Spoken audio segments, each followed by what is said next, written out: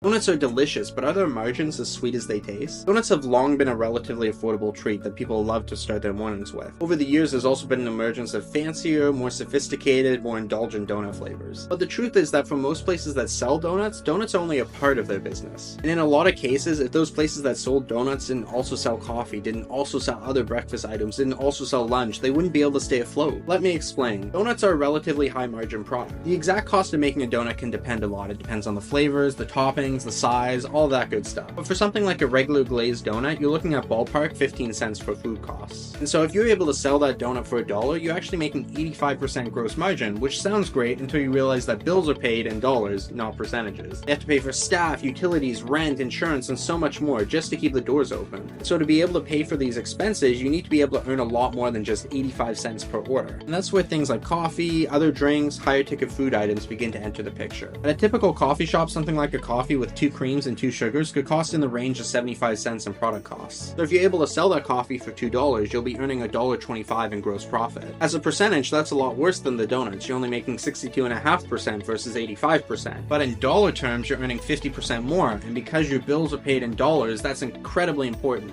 The same idea is true in different types of restaurant businesses as well. The gross margin you might earn on steak might only be 20%, but if that's on a $40 dish, that's still $8 in gross profit. Versus French fries, which might have 65% gross margin on them, but if they only cost $10, you're still only making $6.50. And so the reason you've seen a lot of cafes branch into things like pizza and frozen drinks is because they want to be able to earn more dollars in gross profit to help the business stay afloat. The other benefit of these products is that it brings people into the restaurants later in the day, and by having people come later in the day, you're able to help smooth out that traffic, and you're also able to generate cash flows to help the business stay afloat, even at times that typically were slower for businesses that were traditionally seen as just selling like coffee and donuts, which are often morning products. The other reason you see these restaurants start to offer these more diverse menu items is because it's a lot more economical to get an existing customer to come back into your restaurant more often or to spend more money at your restaurant than it is to market to an entirely new customer. And that's the story of how donut shops stay in business. If they didn't sell drinks or lunch items, then your morning donut would have to be a lot more expensive.